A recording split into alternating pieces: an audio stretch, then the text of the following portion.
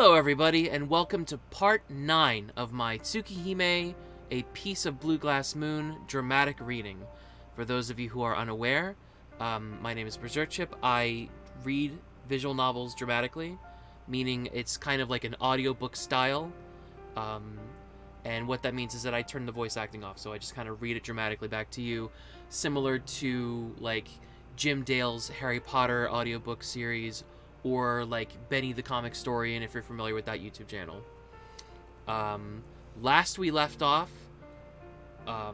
Shiki was in a hotel with Arcueid, watching her to protect her while she regains her energy, and they were attacked by a vampire that sent dogs everywhere to eat all the other occupants in the hotel. But Shiki was able to fend off the two dogs, the two vampire dog familiars, with his trusty knife, Nanatsu Yoru,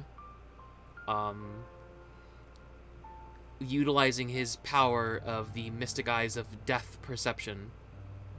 And I believe we are going to see the actual vampire, because unlike the original Tsukihime, it's not Nervensker, it is Vlav Archangel, the new character. Oh, speaking of Vlav, actually, there's actually a really important development that y'all should be made aware of. I actually did a poll because I wasn't sure how I was going to voice Vlav Archangel. For those of you who don't know, I do different voices for all the characters because it's just me.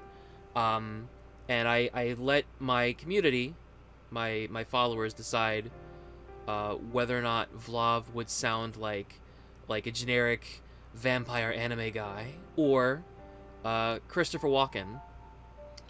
And the overwhelming decision was Christopher Walken.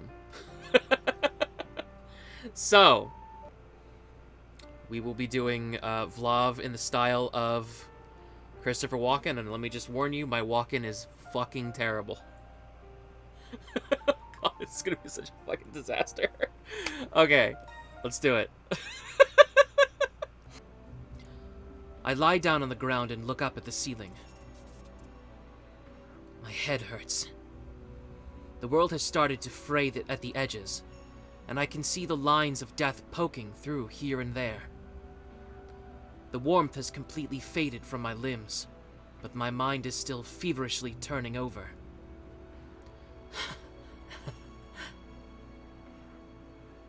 Right next to me are the corpses of the two black dogs. One of my arms is smeared with blood, and the other is clutching a red knife. In addition, there are countless human corpses littering the lower floors. I can't help but laugh, because none of this is real. There's no way any of this could be real. Therefore, I must be normal. I'm completely, absolutely normal. The only crazy thing here is this dream I'm having. As soon as I wake up, it'll all be over. But how long have I been dreaming with my eyes wide open like this? Ding. A cheerful sound rings out, terribly out of place. Elevator? Another elevator arrives right next to the one from earlier. My exhausted brain cannot process what this means. The door opens. Even though my brain isn't functioning properly, my body automatically stands up and shifts the knife back into my right hand, ready to face the tragedy that is about to unfold. I don't like this at all. The second iron box swings open. Inside it is nothing? There's nothing inside. This feels like a bit of an anticlimax. The danger has passed. Everything may be already over. But at least now I know what happened on the lower floors. Since there's no longer any reason to be here, I turn to go back when...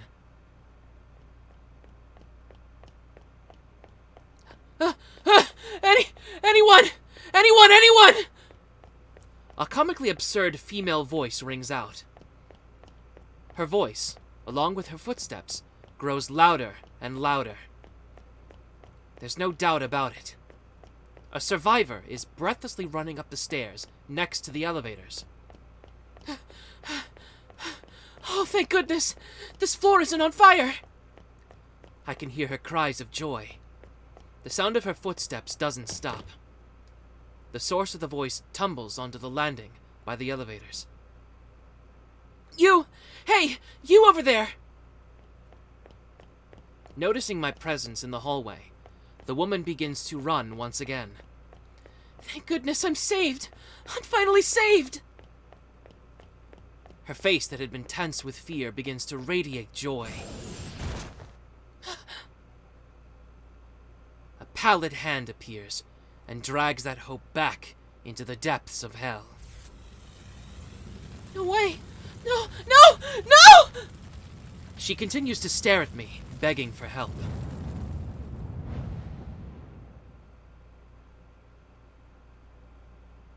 She doesn't mount any resistance at all. The woman is restrained with ease. The instant she's grabbed by his hand, she loses consciousness, as though suddenly waking from a dream. Stop. Stop right there. That woman. She has nothing to do with us. She's just an innocent woman. Don't feed on her, at the very least. Stop! My plea doesn't make it in time. Even if it had, it wouldn't have made a difference. I stare at the woman's neck. It feels as though stars are streaking across my eyes. Unprecedented rage sharpens my vision. Two bottomless eyes, cloaked with bloody resentment. The woman's limbs twitch softly. All emotion and vitality drains from her face, stolen away by that man. I've never seen anything like this before. Yet despite only now seeing it for the first time, I don't need an explanation to know what's taking place. I can even hear the sound of him gulping it down. After a long period of feasting, the man casually discards her body. The woman falters like a withered tree. A ballerina dancing on the precipice above the abyss of death. On her wretched back, there are no screams. Only the sound of bloodshed echoes through the air. Her ruptured back, a shower of blood. The vampire lets out a sigh of relief as he bathes in it.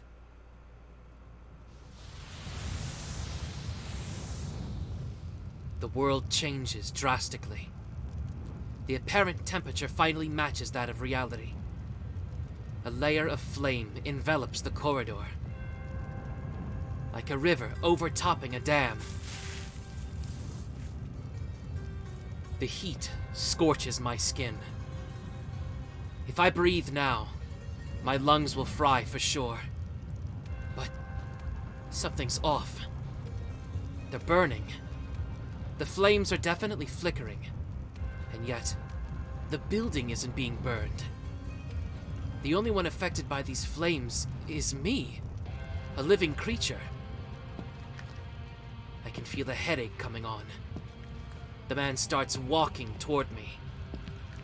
He is the source of this river of flames. The closer he gets, the hotter the atmosphere becomes.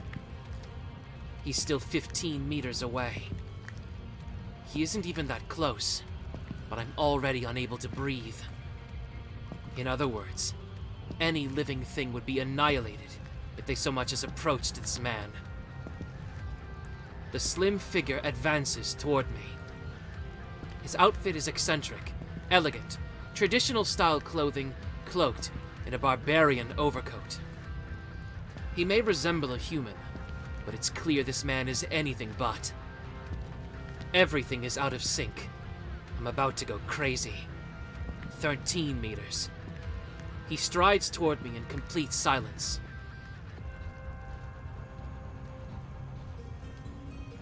I ready my knife and glare at the man. No response. I wonder if he can even see me. 10 meters. I fix my eyes on him. Within the midst of the rolling flames, his lines of death come into view.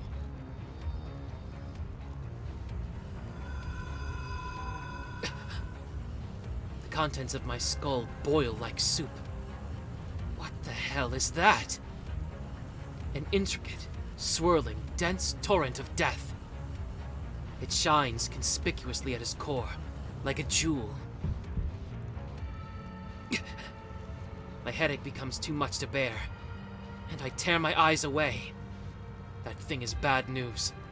I shouldn't stare at that point at the man's core. It's like how you look directly at the sun. You'll burn your retinas. My brain will explode if I look at that thing without preparing myself first. 8 meters. The distance between us continues to shrink. The temperature is rising, but it's still not hot enough to burn my flesh.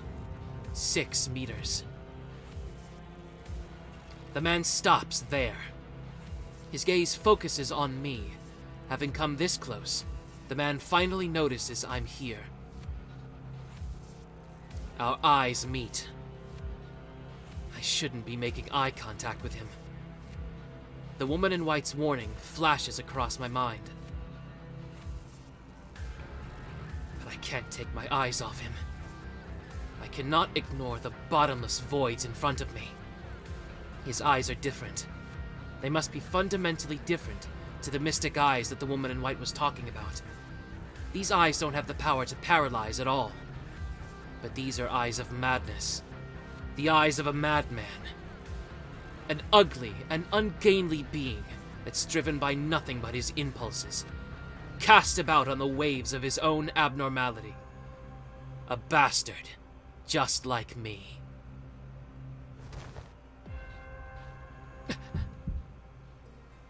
My instincts tells me I'm in danger. Alarm bells ring inside my head. But my body still won't move. Not even a single fingertip responds. Danger signals ricochet around my skull. No matter what means or methods I use, I must get away from here immediately, or else my life will come to an end. But it's already too late. The sickly-eyed man, without even acknowledging my existence, burns me to death with his hand. I'm dead. After all, these flames are the real deal. The blue flames that drench the hallway are nothing more than an effect that manifests outside of reality. Even if I were swallowed by them, it wouldn't be enough to kill me outright. It must be some type of phantom pain that only affects living beings. But this is different. These flames are real. Simply getting close to them would be enough to burn my skin. Anything living would be turned to ash from a single touch. Sharp claws of flame lash out at me. My body will be cut in two at the waist, and burn up as the fire spreads from that cross-section. An outcome even more obvious than the fire itself. And yet, just before the flames connect, a thud reverberates down the hallway, and my body is yanked backwards.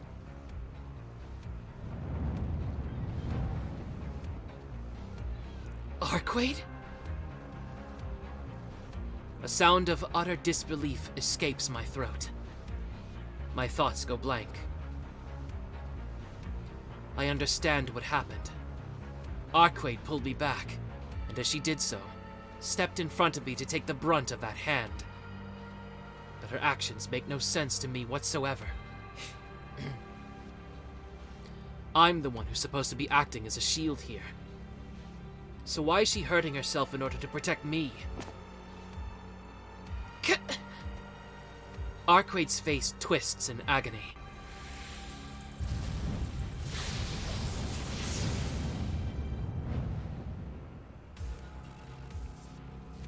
The flaming hands reach out again and again. She doesn't need to pull me back this time. Arcueid swings her right hand and blows away the flames, just as she did in the hallway. But even that isn't perfect. The flames aren't fully extinguished, and the dregs scorch her skin. You're telling me that even a person like Arcueid can get burned by a direct hit? Are these flames hot enough that they'd prove fatal even to her, the woman furthest away from death?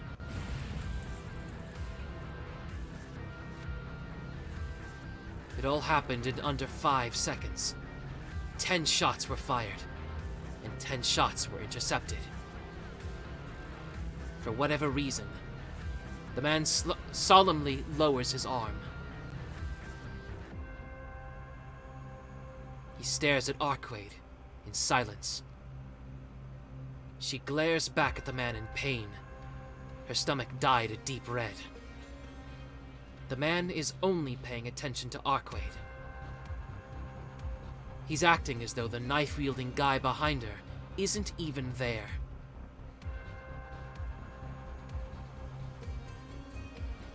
Steam pours from his mouth. After expelling a breath like exhaust from an engine, the man reaches under his coat with his left hand. I hear a faint metallic clink. There's no mistaking it. That was the sound of a blade. There's a long object hidden under that coat. It must be the same thing used to slash the woman in front of the elevator. The man begins to move. With the blade still hidden under his coat, he goes to take a step toward Arcueid. Insolent fool! If thou art not swine, speakest thy name! Or wert thy sire so lax in their duties that they neglected to teach the most fundamental of manners? The man's legs stop in their tracks. A flicker of ego stirs in his ghostly eyes. Arcueid's words were in a language I couldn't make heads or tails of, but the man lets out a guttural sound in response. His voice sounds pained, as if he'd forgotten that he was a living creature until now. I know the formalities.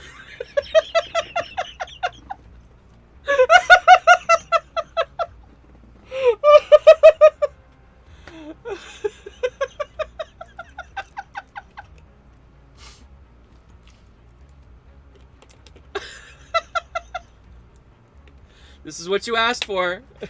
This is what you voted for. This is what we're doing. But, as of yet, I have no name to share with the likes of you.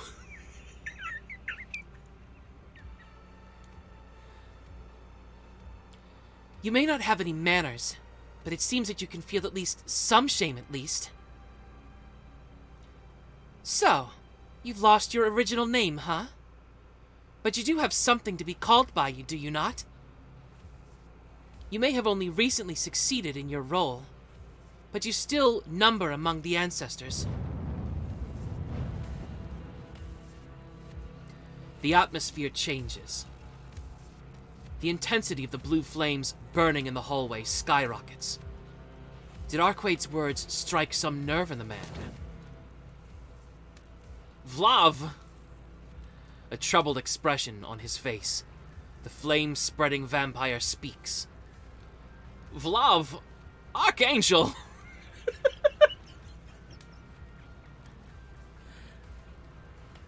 And in doing so, reveals his name. An unfamiliar name. Since I have no record of you, I doubt you're You're a legitimate. There we go. I doubt you're a legitimate successor. Could it be that your sire died by their own hand? Incorrect. My liege. I killed her. So, you just recently became an ancestor then? And now you intend to raise your prestige by killing me?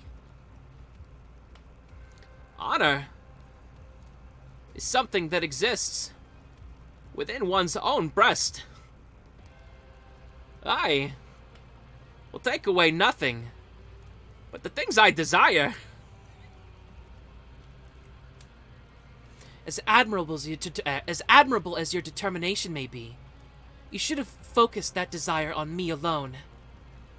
This is a bit over the top. No. This city is rotten to the core.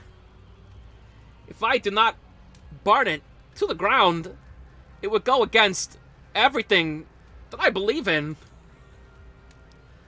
Oh, really? In other words, you're just like all those other third-rate dead apostles, then? I'm well aware of my crude nature. Princess of the true ancestors, that heart of yours shall be mine. The space around the vampire that calls himself Vlav warps. The river of flame that pours from around him grows even larger. Arcueid's body acts as a breakwater, preventing me from being swallowed by the raging torrent. Don't move, Shiki! That flame is his weapon. If you don't want to be turned to ash, then stay behind me. As much as I appreciate her advice, I can't help but feel a sense of unease that can't be put into words. That's his weapon? Really? Because if he's created an environment as superheated as this one, it's almost as if his true form is actually... No. Now was not the time to think. I focus my attention and grasp the knife. It's coming. The hallway has already become a cave of fire. Just as Vlav is about to unleash the blade from under his coat.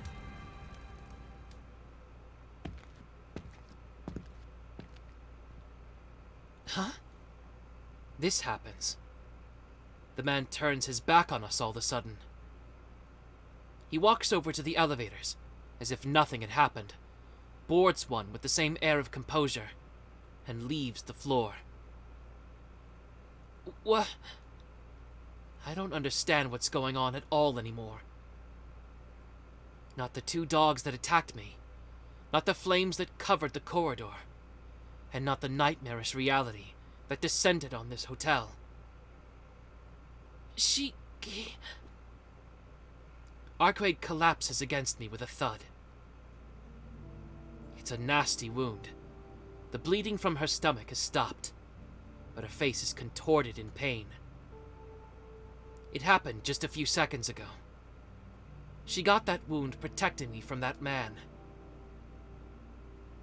That's right. Why did you...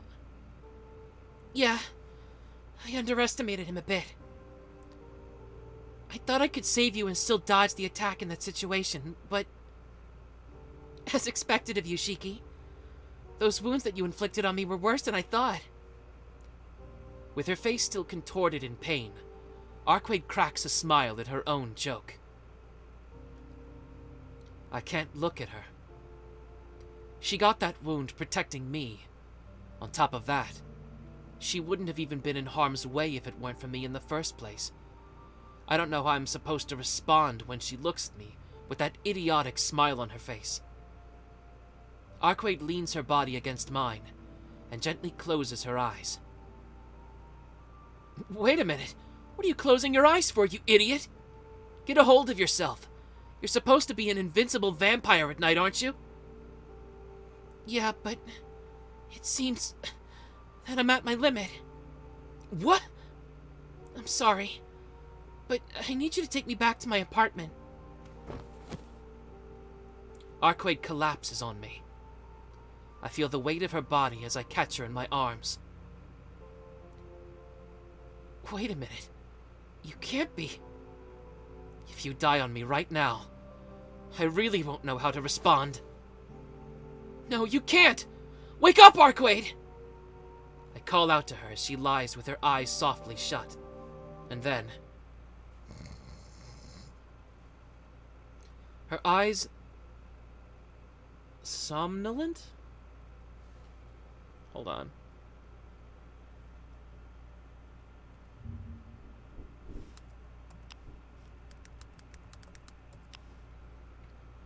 Somnolent. Somnolent. Adjective, sleepy or drowsy. Okay. Her somnolent breathing sounds so happy it makes me feel like an idiot for yelling a second ago. All my worries melt away. It seems that Arcueid is just asleep. Telling me to take you home. Just how selfish can you get? But given the circumstances, I'll let it slide. And besides, it's not a good idea to stick around this hotel any longer. This was an incredible tragedy. Even if nobody outside could see all of the bizarre events that transpired here, sooner or later someone's going to notice. My headache won't let up. My body is also at its limit. I put on my glasses so that I can at least rid myself of my headache. Arcueid's apartment. Oh, she must mean that place.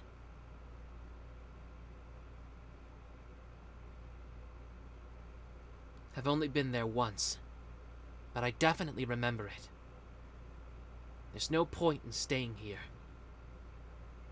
I retrieve my luggage from the royal suite, and with Arcueid in my arms, shamefully leave the now vacant hotel.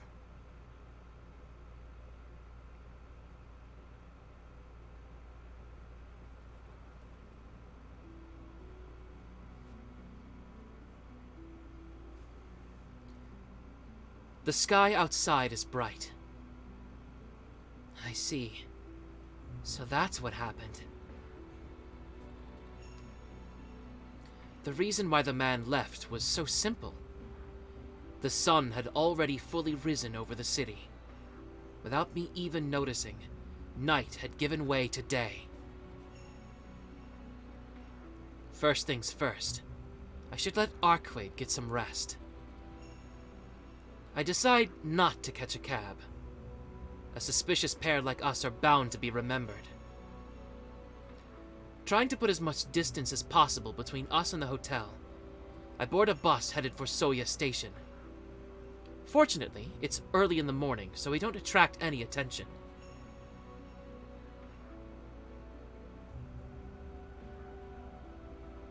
The emergency exit at the back of the building is still the same as it was the day before yesterday. The residents and managers must not have noticed that lock had been cut. 6:30 a.m. Once again, I creep into the room of the self-proclaimed vampire woman. I have a feeling that this long day has come to an end at last.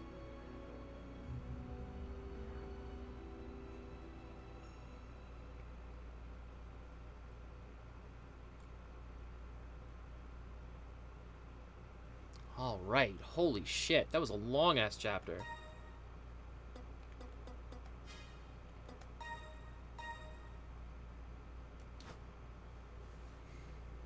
Day 5. Infernal River of Blood 2. Not a huge fan that they kept the naming conventions, because I always thought that was kind of lazy.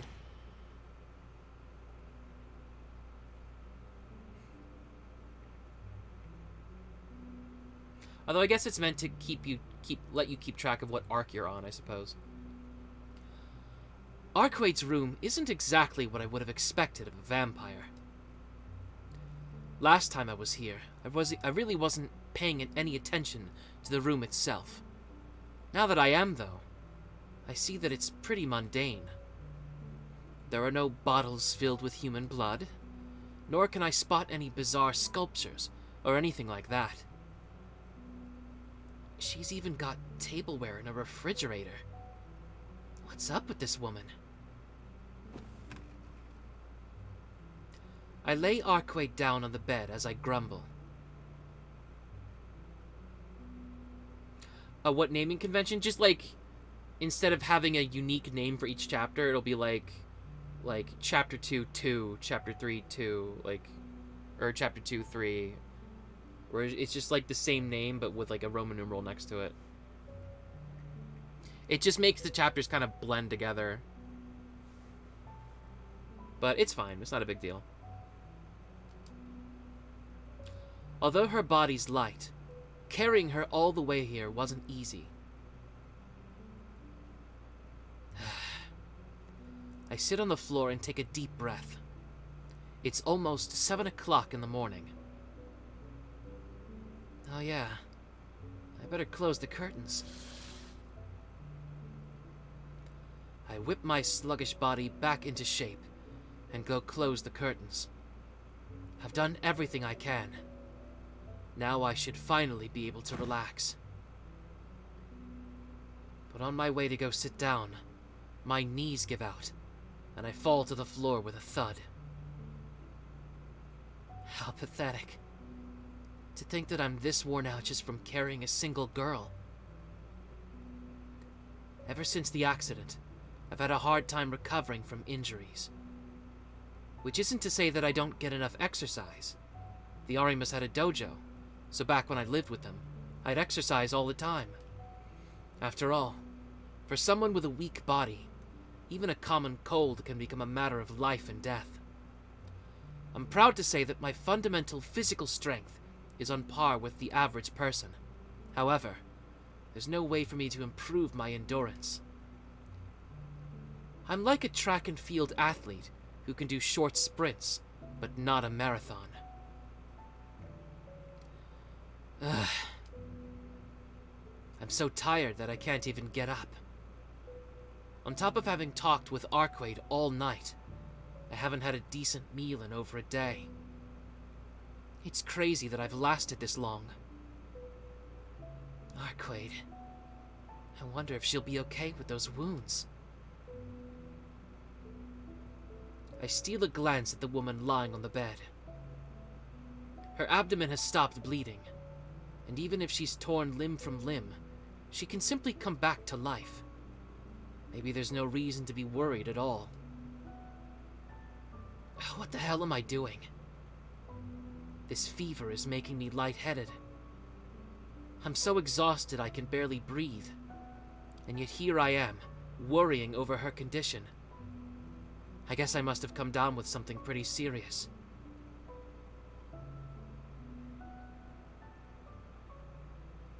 Dude, whenever Arcueid comes on screen, my viewers just shoot up randomly out of nowhere. It's funny.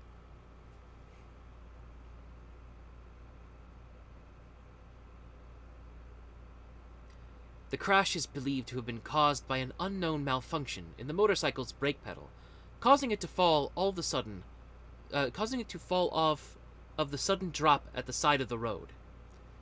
2 people were injured, but fortunately, no one was killed.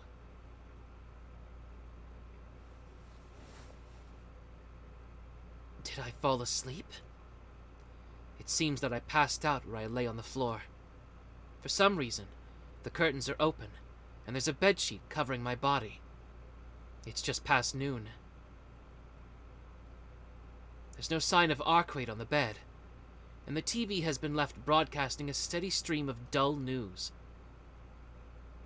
Where'd she go? I sit up and look around the room. I feel a person's presence coming from the neighboring room, the kitchen. What is she doing moving around in her state? I move the sheet away and stand up. I need to go to the kitchen immediately and check on her wounds. And for our next story, a fire erupted today in the early morning at the... sorry, it took me a second. A fire erupted today early in the morning at the Kuramibashi Dome Hotel. None of the internal fire alarms went off, and as a result, the fire went unreported until staff returning to work at 6 o'clock discovered the irregularity inside the hotel and contacted the authorities. As of now, they are currently working together with firefighters to combat the flames inside. I stopped dead in my tracks. I can't help but be glued to the news footage. The safety of the 200 guests who were staying in the hotel has yet to be confirmed. The firefighters are presently working at a rapid pace to extinguish the fire. However, thus far not a single victim has been discovered inside the hotel. The newscaster reads out the news dispassionately. The screen changes, showing the exterior of the hotel where we just were, along with a list of names of 200 missing guests. Neither mine nor Arcueid's name is on the list.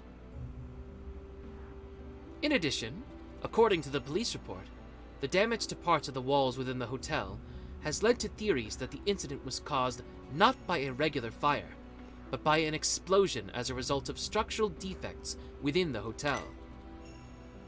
With a click, I turn off the TV. The safety of the guests has yet to be confirmed. Not a single victim has been discovered. How can you say that when it's already so clear what happened? Everyone who stayed at the hotel was engulfed in those unfathomable flames, reduced to ashes without leaving a single trace. I hold back my nausea. I can't think back on that tragedy, or I'll end up vomiting. Wallowing in self-pity in this situation would make me worse than a pig. As the only one who escaped that hotel with his life intact, I cannot allow myself to feel anything but hatred. 200 people. 200 human beings were slaughtered arbitrarily, and their bodies desecrated. That vampire's face looms over my thoughts. I don't know what kind of person he is, but I do know, beyond a shadow of a doubt, that he is the cause of all of this. That's right. The only thing I know for certain is that he's someone who cannot be allowed to live. I wonder if my heart is still numb. I still feel the fear I felt back then. My rage continues to swirl intensely. And yet, my thoughts are turning cold. It's like my heart and mind have become separate. Just thinking about that cloaked man makes me want to scream, yet the sharp sensation in my fingertips continues to grow. I don't need such useless feelings. I don't need more reasons to be angry either. There's only one thing I must do, and that is to simply cut those. Are you up, Shiki? Arcueid pokes her head out of the kitchen. Whoa! What's with that scary face? Did something happen? Arcueid casually calls out to me with a light-hearted tone. No, it's nothing. Well, good morning. Yeah, good morning. I don't get to exchange morning greetings with someone very often. Her unexpected smile takes my breath away. The chilling thoughts I had a moment ago disappear with it. Wait, what am I doing spacing out? Wasn't the whole reason I got up because she wasn't in the bed? Arcueid, is your wound okay? Wound? Yeah, it should be fine for now. Arcueid stands there, looking comfortable.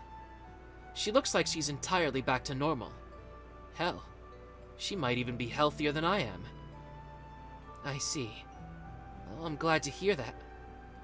I'm glad to hear that at least the people close to me are safe. Huh?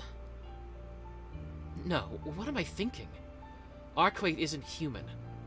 I must still be half asleep if I forgot something as important as that.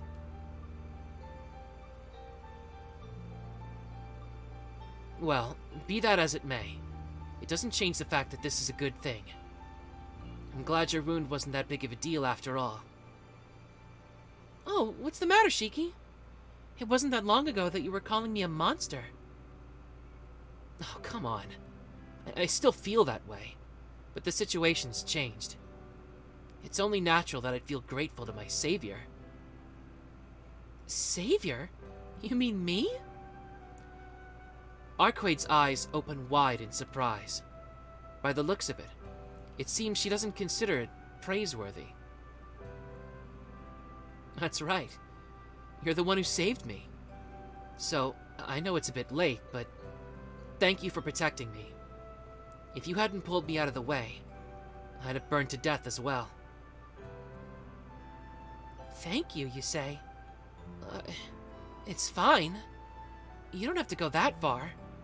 Besides, I was the reason that you and Vlav met in the first place.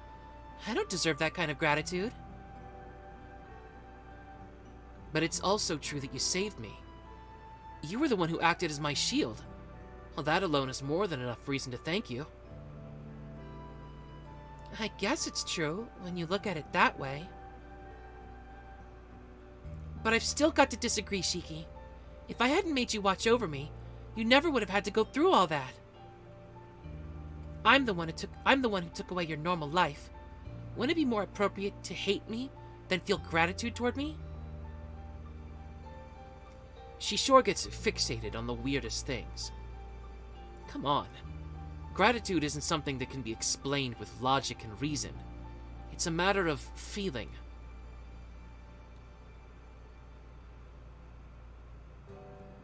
I'm not wrong.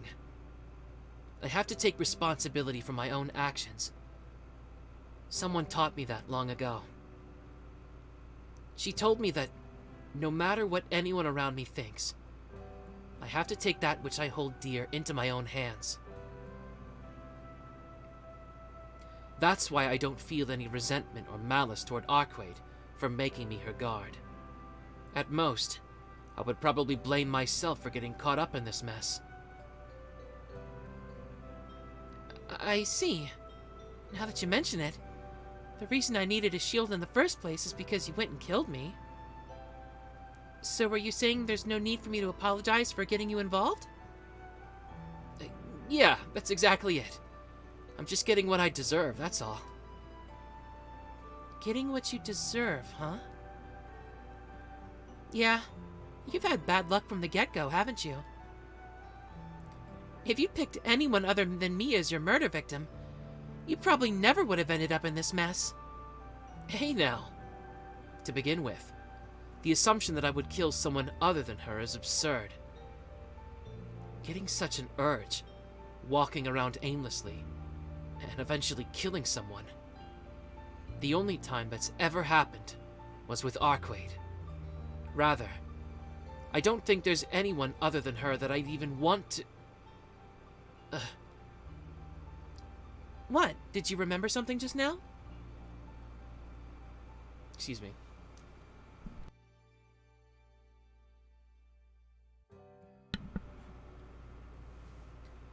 No. It's not that I forgot something or anything like that. Come to think of it, why did I even want to kill you in the first place? Arcueid looks at me, furrowing her brow. Ooh, I got a follow. Thank you, Lucas17, for joining the Overhead Army. It's kind of an antiquated name for it since I mostly do visual novel stuff now, but I will eventually do some fighting game stuff at some point. A natural reaction. After all, I, the perpetrator, just said I don't know why I killed her. I mean, it's not like you needed a reason, right? Because you're a murderer at heart, after all. Huh? Hold on. What did she just say to me? You seemed very practiced back then when you attacked me. You pressed the bell, thrust your hand out the moment the door opened, and then forcibly made your way inside. Then, while I was still in shock, you halted my vital activity with your first attack, then tore my body to pieces. Yeah, that surprise attack was absolutely flawless. If you were to ask me how perfect it was, I'd say it was so perfect that if you had captured that moment on a canvas, it would have become a work of art unmatched by any other. If I were still at full power, I would have taken you back to my castle as a souvenir. With a rather captivated voice, she utters something bizarre. But no, that's...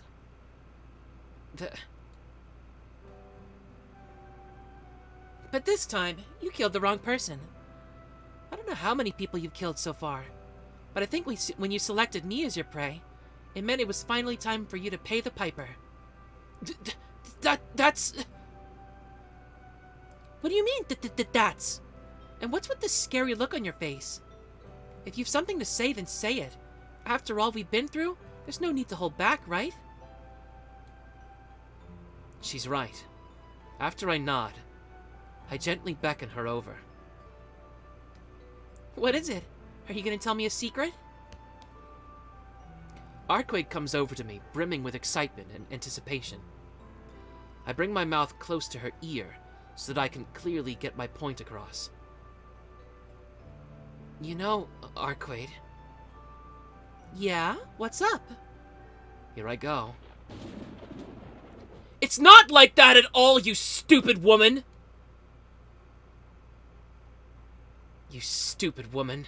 Woman? Oh, the echo, that's funny. My all-out scream echoes around the room. I mercilessly assault Arcueid's eardrums with as much volume as I can muster. Ouch!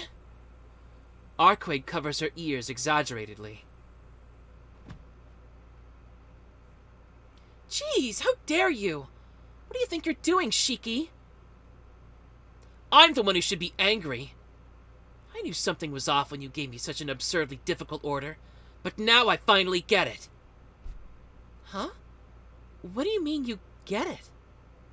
You ordered me to shield you from that monster, thinking I was some kind of crazy murderer. Oh, come on.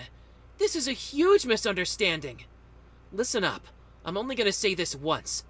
I'm not a serial killer or a homicidal maniac. When it comes to people... killing people... you were my first, okay? Arcueid's mouth hangs wide open. It seems I've made her realize what she's put me through up to this point. No way! With skills like those, you're telling me that was your first time, Shiki? That's right. I may have these strange eyes, but even so, I've been trying my best to lead an honest life. I've never thought about wanting to use these lines to kill a person, even once.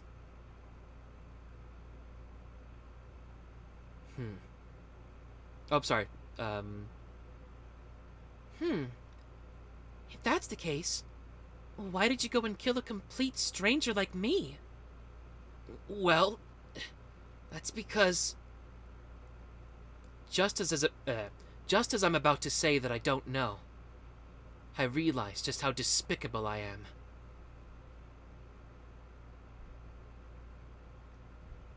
At that moment, the moment we crossed paths in the city, I was so entranced that I felt like I could throw up. All I could think of was that white figure. Without stopping my lust-sullied self, a vulgar smile plastered on my lips. And so, in that state, the next thing I knew, with these hands, in this very room, for no reason, and with no purpose, I trampled all over that beautiful figure. I see. Strength drains from my body. Losing my ability to stand, I fall to my knees. That's right. I had no right to be mad at Arcueid.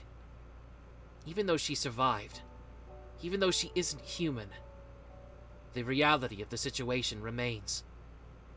I killed her with my very own hands. Come on. Why have you gone all quiet again? What do you even mean by I see, Shiki? I'm saying that I have to say, I'm sorry. Caught up in this incredibly abnormal situation, I forgot something very important. I was so scared that I turned away from the thing I should have done before anything else. I'm sorry. I'm so sorry, Arcueid. I killed you, here in this room, even though I should have apologized to you before anything else. It's no wonder that Arcueid thought I was a murderer. I brazenly acted like a victim after doing all of that without any confession or remorse. Not only that, but I still don't even understand the impulse I had at the time. The truth is that I killed you. That's why I have to be punished. A killer like me must not be allowed to blend with the rest of society. I'm such a coward, only voicing the truth now when it's much too late. Someone who kills for no reason should have never had a place in society to begin with. I see. You really don't understand why you did it, do you? I nod, hanging my head in shame. In other words, you didn't enjoy doing it, right? Yeah. It's true that there are serial killers out there that kill people as naturally as breathing. But you seem to be a very honest guy at heart. I guess so. That was what I was trying to say, more or less. No. You're so honest that you're almost too honest, Shiki. So, was I really the only one you've ever wanted to kill? Yeah. I've never felt that way about anyone else but you. Well then, in that case, there's no problem. Come on, lift your head, Shiki. You're not some bloodthirsty killer.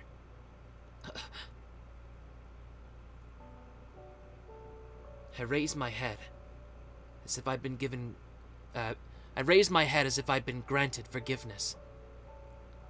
In front of me, I see the confident smile of someone who looked past the act of me killing her. A smile that believed in me more than I believed in myself. Besides, there's no need for you to be punished. It just so happened that the person you wanted to kill was me. And to make matters worse, you possess an unparalleled aptitude for murder. But fortunately for you, I happen to be a vampire, so no one died in the end, right? That's why there's no reason for you to suffer. I don't think you have to worry about the ethics of human society either.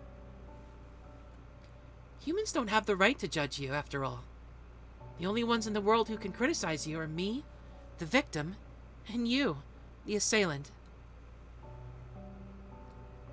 I get what you're trying to say. But that still doesn't change the fact that I killed you, does it? That's right. Even if these abnormal circumstances led to me going unpunished, my sin shall still remain for all eternity. Of course not. It's not like I've completely forgiven you either. It'd be troubling if you moved on so quickly. But you know what, Shiki? As long as you earnestly feel remorse and continue to regret it, then there's no problem, right? It's just sophistry. Shiki, even among humans, there are people who will never sell their soul to the devil no matter how much they despise the world. For example, there are honest people who can say that they're sorry, even to a vampire. That's why it's okay. no matter what anyone says, or even if you yourself want to say otherwise, you can still belong to that side of the world.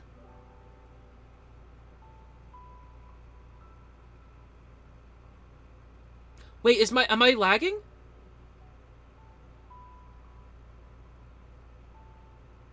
Is it oh shit, is it lagging on your end?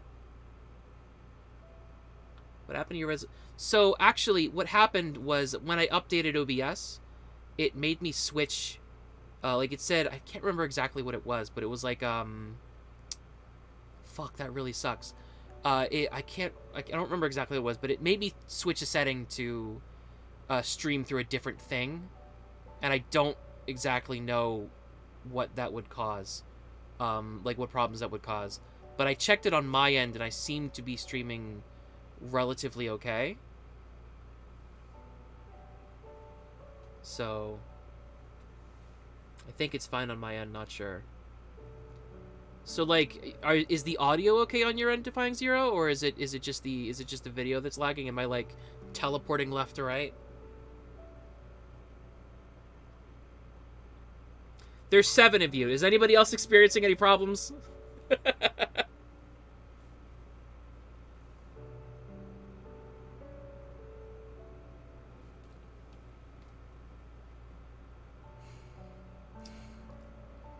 The video is lagging, but the audio is crisp. Okay. I don't think I can change it while streaming. Maybe I can? I don't think it's a good idea, though. It's probably not a good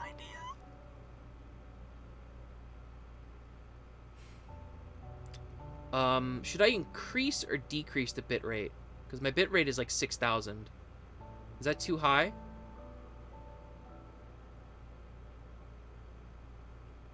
Because I remember when years ago when I first tested this, my bitrate was too high, I think, and I had to lower it, or is it too low and I had to heighten it? I can't fucking remember. I think 6,000 is too high. It probably reset itself when I updated.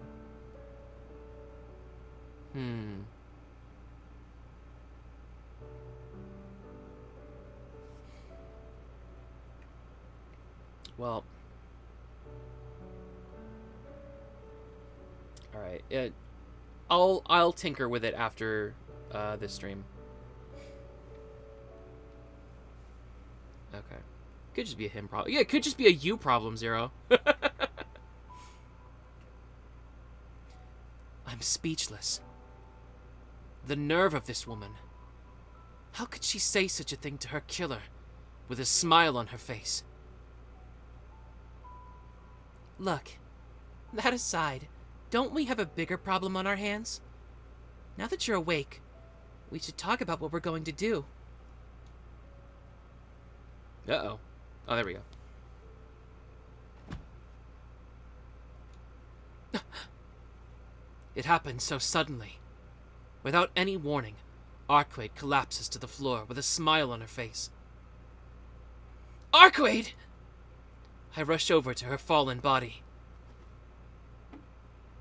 Oh, this is awkward. Perhaps I was too hasty after all.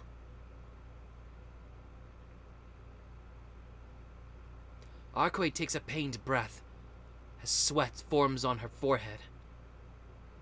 For a moment, I thought I saw a faint red color sweeping through her shirt. Arcueid, your wound! The one she got when she protected me at the hotel. That's where Vlav got me, right? It's taking a while to heal because of what you did to me. I closed up the wound for now, but it seems it wasn't very effective. Okay. So somebody brought this up in the comment section of my YouTube video, but there's elements of the original just like copy-pasted into this. And the reason that's a problem is because the villain of this arc was a completely different vampire. So the 2 dogs and this made a lot more sense. But if Vlav shot a fireball at her, it would have, what's the thing that fire does? I can't remember. It would have cauterized the wound, so it wouldn't be bleeding, right? It doesn't really make sense. It would be more like intense searing pain than it would be like bleeding and exhaustion, I think. But whatever, it's fine. It's fine. I don't want to talk about it anymore. Okay. Arcueid's tone is cheerful. However, I finally come to realize there was a faint sign of pain in her expression. You closed up the wound? With what? That. Arcueid points to an object lying on the wooden floor. A brown object. At first glance, it looks a bit like a Baumkuchen. Baumkuchen.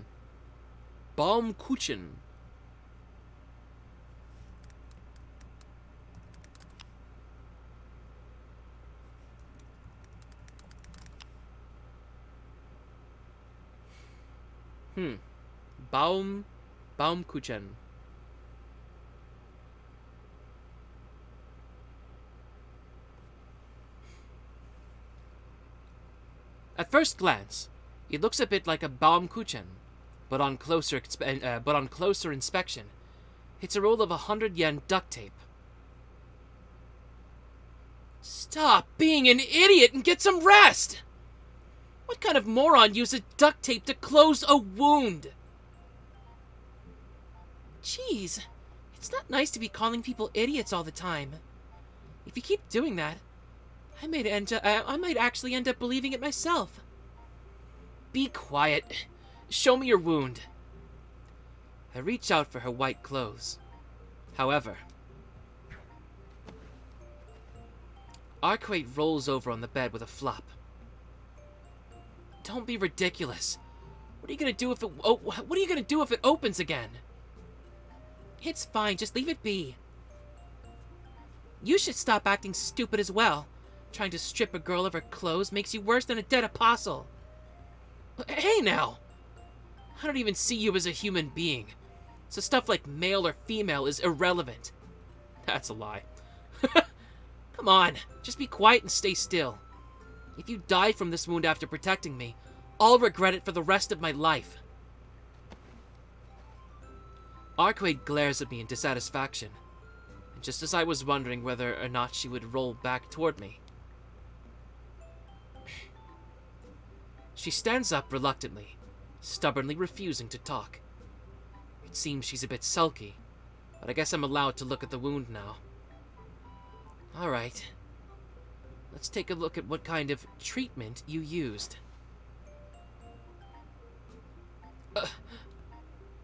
Arcueid rolls up her clothes and exposes her abdomen. The sprite is funny. It's like, what? It's fine. What's the big deal? I desperately hold back my urge to yell at her. She didn't just cover the wound in duct tape. She wrapped so much of it around herself that it covers her entire abdomen. I put her clothes back on and pick her up. Hey! What do you think you're doing, Shiki? Making you sleep on the bed.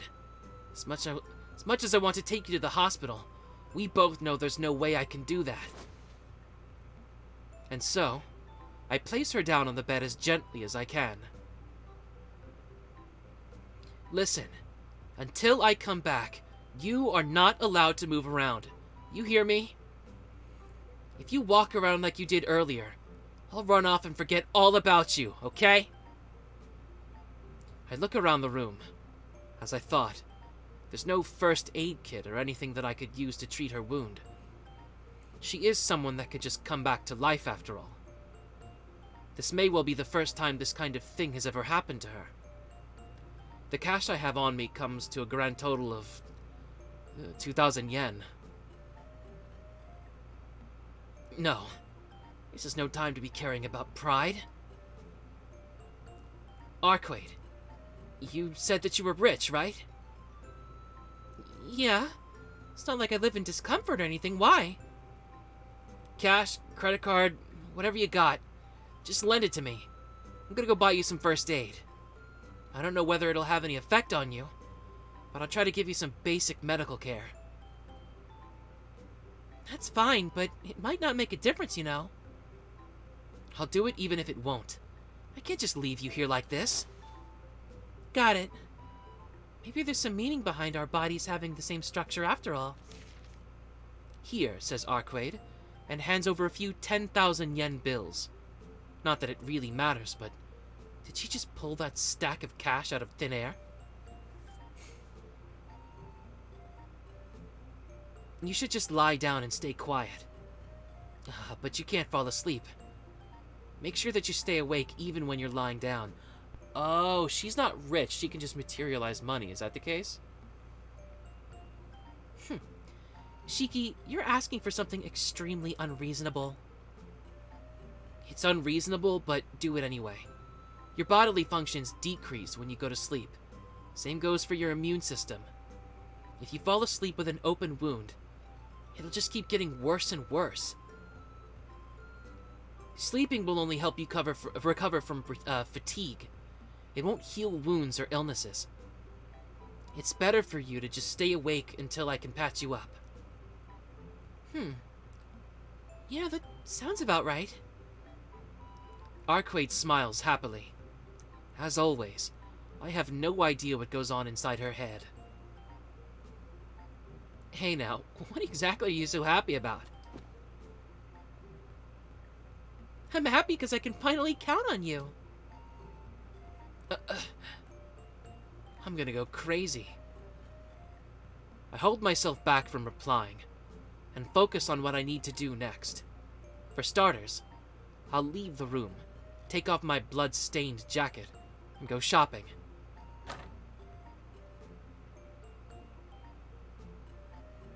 However, as I'm about to leave, I notice something in the kitchen. It's food? On the table sat something that I would be more accurately... excuse me, let me try that again. On the table sat something that would be more accurately described as food. Wait. On the table sat something that would be more accurately described as food than a meal. Okay. On the table sat something that would be more accurately described as food than a meal. Actually, it was less like food and more like just ingredients. Upon further consideration, even that might be a generous description. So this is the reason why Arcueid was in the kitchen earlier. Arcueid said that she doesn't eat ordinary meals. It goes without saying who this was prepared for. Oh, come on. What the hell is wrong with her? I'm getting irritated. So irritated that I waste no time dashing out to buy something that I can use to give her first aid.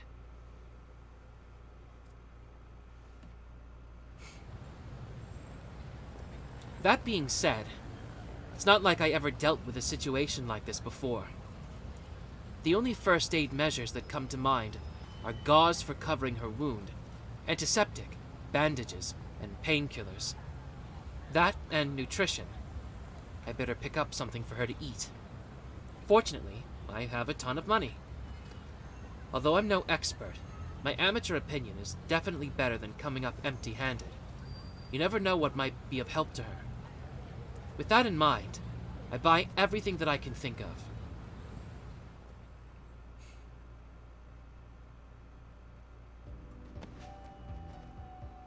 Hey, wait! That tickles! Ignoring her laid-back voice, I apply the gauze as delicately as I can. The wound on her abdomen isn't that large. No, a 4 centimeter deep horizontal gash would have been fatal for any human, but according to Arcueid, a wound like this isn't a big deal. Or something like that. Anyway, it seems like her internal organs will heal on their own soon. It's so outlandish that I'm not even going to bother questioning it. The bleeding stopped, and all that's left is to close the wound. But from this point on, I doubt things are going to play out as they would with a human. It might be counterproductive for a wound this large, but I put some antiseptic on it to prevent bacterial infection. I thought she'd go berserk from the stinging pain of the antiseptic, but She isn't moving at all. Rather. Did you do something just now? She doesn't seem very sensitive. No.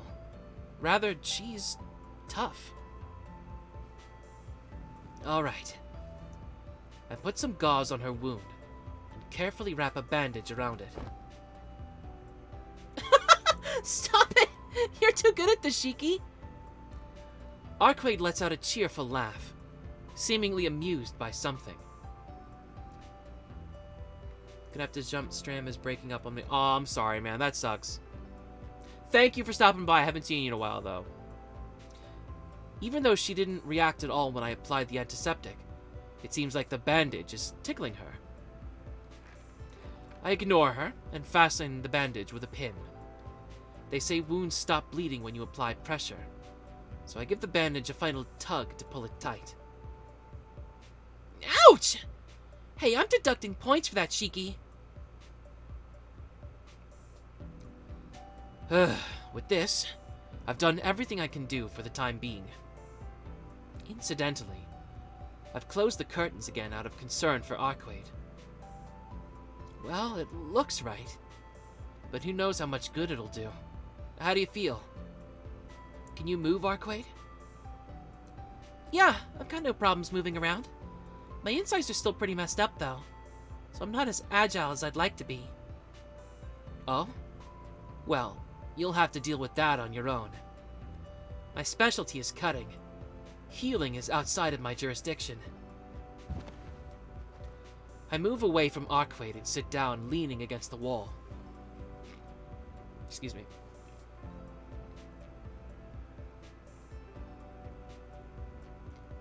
Thank you for your patience. You can go to sleep now. You'll get better faster if you sleep and recover your strength, right? I'll stand guard, so you can just be quiet and go to sleep.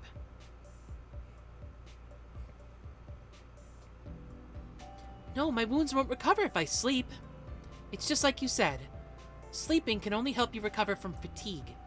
In my case, my strength recovers purely with the passage of time. By nightfall, I'll have recovered enough energy to move around normally. Regardless of what she says, seeing her in pain isn't good for my mental health. Come on, just go to sleep already. You look like you're in pain just from trying to keep the conversation going. It may be true, but you're still awake. It'd be a waste if I were to sleep right now. Arcueid sits upright on the bed. She's on full-on chatter mode. Jeez. I guess I've got no choice. I've got some questions I need to ask her as well, so I'll keep chatting with her for a bit longer. Arcueid, can I ask you about what happened at the hotel yesterday? Sure. I guess it would be expected that you'd want to talk about that after what happened to us. That guy yesterday. I believe he called himself Vlav. What the hell is he? I get that he's a vampire. I mean, he's got those elaborate clothes on and all. So he looks way more vampire-like than you, at least. Those blue flames. Oh no, it's narration. Those blue flames. Fuck, I fucked up. Those blue flames. What on earth were they? They swept through the corridor, but they only actually burned people. What do you mean he's more vampire-like than me? Though, you're not wrong. His body wasn't falling apart, and his pinnacle was fairly small scale, too. He's the sort of orthodox vampire people imagine.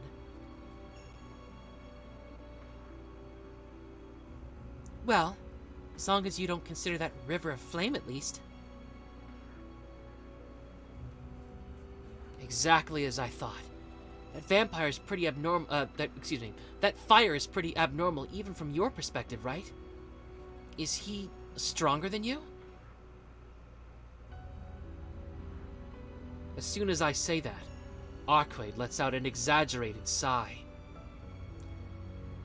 Well, you see, thanks to a certain someone killing me, I've dropped to a level where going up against a second-rate dead apostle like that would qualify as a fight. If you were to compare my life scale with Vlav's right now, he would be slightly stronger. I see. So if you were still in good health, you'd be able to defeat him somehow, right? What do you mean somehow? It'd be a slaughter in that case. Jeez. Besides, who do you think is responsible for this humiliating situation in the first place? At my usual strength, I could crush that wannabe ancestor just by glaring at him. Oops, I made her upset. Still, I'm not interested in these what-if scenarios right now. The real question I'm driving at is whether Arcueid can defeat that vampire in her current state. I can't.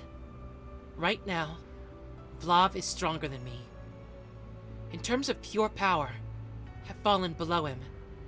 If I fought him straight up, I'd just get killed. That's quite direct coming from you. You got so mad at me earlier for asking, too. It's just a fact. The situation is crystal clear. No point in hoping for the best or making predictions to the contrary. Hearing that, I get a little bit intimidated. When it comes to fighting, Arcueid has a very tough and thorough thought process.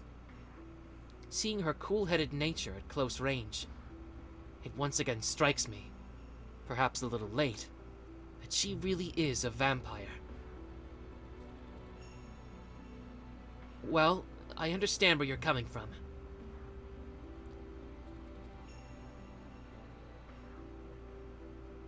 No, other way around, sorry. Well, I understand where you're coming from. Those flames are definitely a problem, and Vlav himself is powerful enough to be considered worthy of the title suzerain. If I had even the slightest bit of information on him, it might have been enough to make up the difference in strength. Are you telling me you don't know who he is? Even though you came all the way to kill this suzerain? I'm not actually acquainted with any other vampires. Whenever I cross paths with another vampire, mortal combat ensues. Cases like this one, where we parted ways after coming face to face, that's incredibly rare. It seemed like he knew a lot about you, though. We've never met. I'm well known among vampires, so he just happens to know who I am. The same goes for the other vampires. None of us are particularly well acquainted. But we do know each other's names and identities. It's only natural that the more power we possess, and the longer our histories, the more our names become known, right? But Vlav is the opposite. He's young blood who hasn't even been granted an epitaph yet. I'd say he's only been an ancestor for around 200 years or so. There's that word again. What exactly do you mean by ancestor? Well, they're like kings among vampires, I guess. You don't have to worry about them though, Shiki. Don't I? Isn't this suzerain guy one of them? He's like the ruler controlling those zombies. Suzerains and ancestors aren't necessarily the same. The more powerful a dead apostle is, the easier it is for them to become a suzerain, which is more akin to a local ruler. Ancestors are above that. They can turn out those feudal lords with ease. They're a higher class of vampire. The world of dead apostles is divided into 27 major powers. You can think of it as 27 different countries.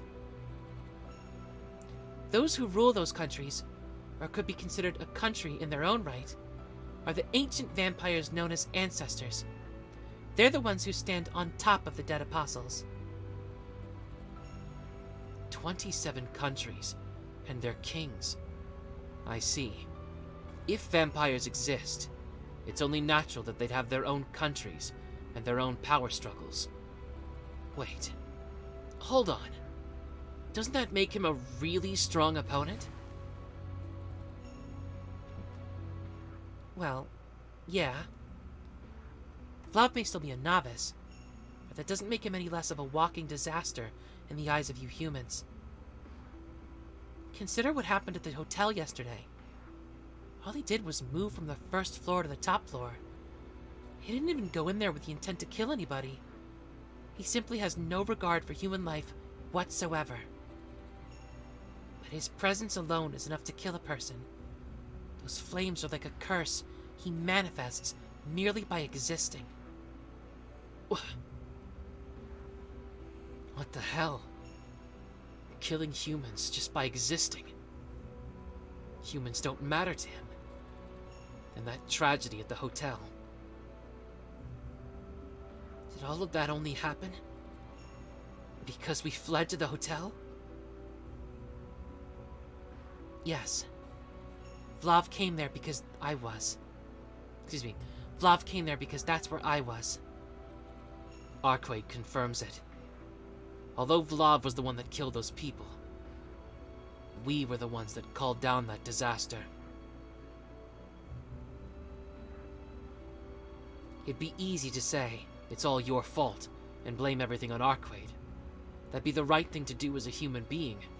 After all, she doesn't give a damn about human life. In that regard, she's a monster, just like Vlav. But who was responsible for her fleeing to that hotel in the first place? It's all your fault? Yeah, that's exactly right. The disaster that befell the guests at the hotel. The suffering that Arcueid had to endure.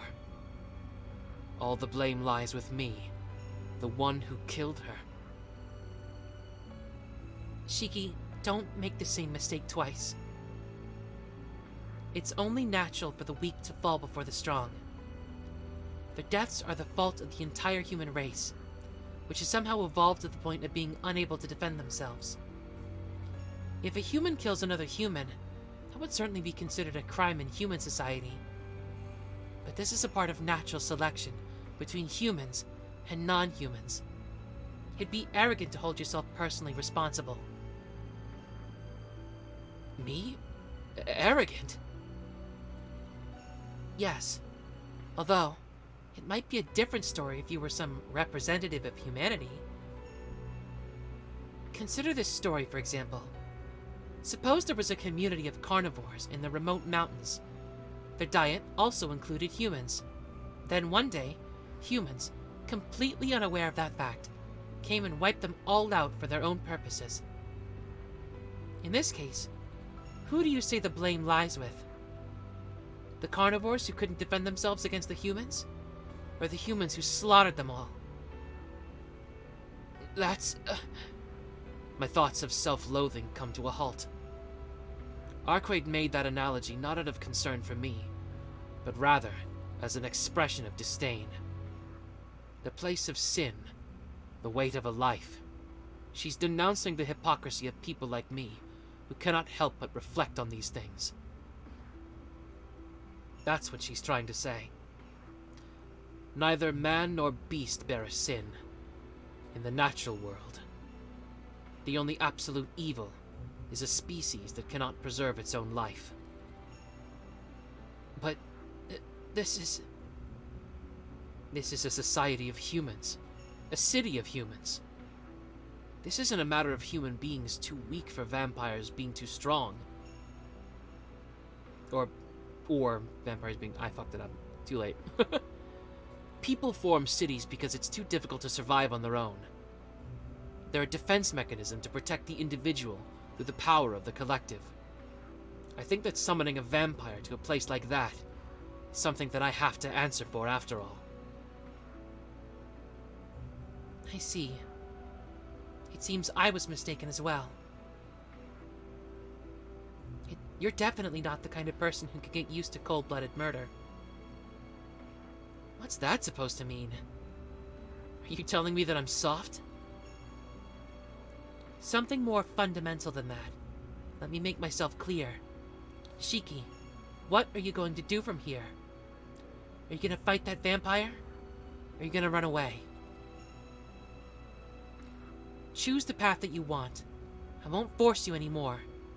You fulfilled your purpose to watch over me yesterday. What am I going to do? That's obvious. But you have to be prepared. To fight a vampire is to step outside the boundaries of humanity. No matter how many humans are sacrificed, you need to be able to detach yourself. Otherwise, you'll definitely fail. If you think that's wrong, go back to the normal life you led before yesterday. Because that's the best way for a human to live. Arcueid's eyes bore into me. I already know that. If I want to return to a normal life as a human being, I should just run away. I'm fine with that. It's the best choice I can make. But what about Arcueid? No. This isn't about Arcueid. This is about me. If I stay here, if I become involved with her, I'm bound to run into him. That guy is crazy. But the fact that he's a vampire, or that he can summon those flames, is nothing when compared to those otherworldly eyes of his. His emotions are dead. Everything about him is cold. I mean, he doesn't even care about the lives of other allies, vampires, let alone humans.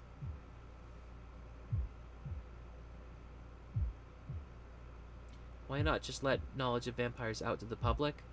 I don't know, but like, I think the church, this might be my headcanon, I don't know, but I think the church is heavily involved in keeping that a secret. Probably why the news was weird about the hotel fire. There's no way I can face him again. As someone who was nearly killed by him once before, I'm all too aware of this fact. I'll refuse. I have to refuse. I can't think of any way I could possibly... I can't think of any way I could possibly handle an opponent like him. Arcueid, But... is this really the right decision? Am I really going to abandon her? It's my fault. Tohno Shiki is the reason that this woman can't move... Tohno Shiki is the reason that this woman can't even move around properly. Can I really just turn my back on her?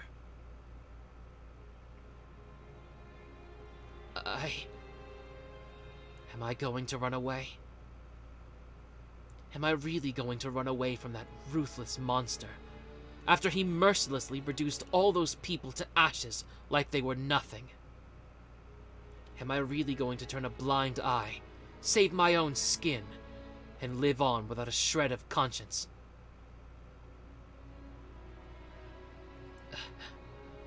The lines of death that only I can see. I was told by someone that I hold dear that I was endowed with these eyes for times of great necessity. If that's true, then the answer is obvious. I can't shake off my doubts and fears, and I don't know to what extent I'll even be able to help. But still, even a person like me can say what I don't want to do. Shiki? Arcueid. I don't get what you're talking about. It doesn't matter how much of a monster he is, or how powerless I am. My responsibility doesn't change. At the end of the day, I let all those people die. I don't want to see anyone else meet the same fate. That's why I can't just run away all by myself. Not after this. I look up at the ceiling and take a deep breath.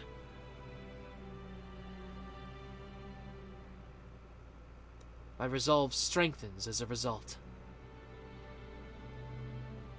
I will defeat that vampire. I believe this is my responsibility as the sole survivor of that tragedy at the hotel.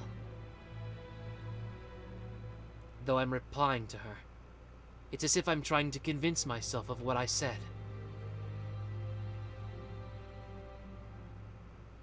Arcueid lets out a single heavy sigh, seemingly in self-reproach.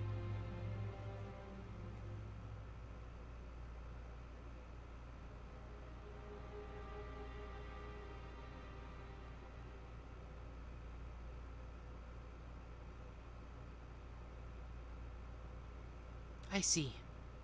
In that case, I won't say anything. I'm glad you decided to fight by my side. After all, with you around, we'll definitely be able to kill Vlad with a single strike. No, I don't see how that would work. He radiates way too much heat. I won't be able to get close to him. And besides, how are we gonna find him in the first place? Find him? You really are extreme, aren't you? You've only just chosen to stand your ground, and now you want to go on the offensive? Hey, I was just thinking out loud. I don't want to hear that from the queen of extremity herself. Soul chat guy. Getting zoned out by Vlad. What bullshit. Haha, true! I'm just more focused on efficiency. Well, whatever. Just so you know, it's gonna be a war of attrition from here on out. The safest strategy right now is for us to stay on the run, at least until I can regain some of my strength. After 3 days, my life scale will be back to around 30% of its original level.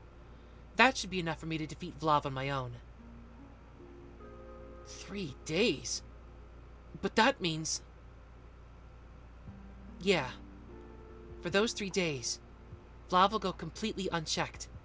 He'll go into hiding and feed on humans in order to replenish his supply of blood. No, that's not all. Judging by the state he's in, he might even roam the streets at night. He's not in his right mind after all. I don't think he understands that the church will come after him if he doesn't lie low. I can't allow that. He's a monster that leaves a trail of flames anywhere he goes. We can't just let him roam freely, not even for a single day. Oh fuck, no, that was Shiki talking, sorry. Then our only choice is to find and kill Vlad during the day. But I'm against it. I have a rough idea of where he is, but there's nothing more cautious than a dead apostle in slumber. If we head there as we are now, there's a high chance we'll just end up getting killed instead. No way. Even though you figured out where he is, you're just gonna turn a blind eye? Yeah, like I said, it doesn't matter to me how many humans end up falling prey to Vlad. I'm speechless. I get where she's coming from. If we want to play it safe. No. If we want to be completely certain of our victory, the best choice would be to wait for Arcueid to regain her strength. But it's a trade-off. The more time that we waste here, the more victims will continue to pile up. I should...